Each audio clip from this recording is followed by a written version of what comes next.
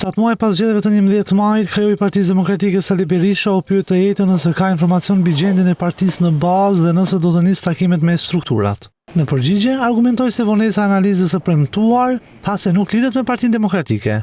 Është deklaruar hapta në mënyrë transparente se vonesa e analizës e diskutimit në parti për zgjedhjet, për farsën elektorale dhe grabit e zgjedhjeve, ka patur vetëm një shkak madhor, dhe ky shkak ka qenë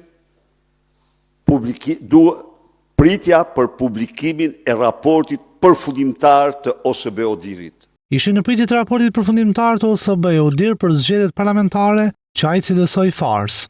Njëkohësisht, përpjekja jonë e jashtëzakonshme që Edi Rama të mos ndikonte dot në ndryshimin e raportit paraprak fillestar, siç u angazhua ai me të gjithë potencialin e qeverisë së tij dhe të propagandës.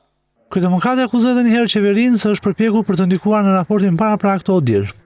15 maj dhe mbrapa çdo ditë të fakteve, dokumentave të pakundërshtueshme, të cilat rrëzonin ose faktonin për çdo shqiptar dhe botën farsën elektorale të 11 majit. A ja dolem ne këtu?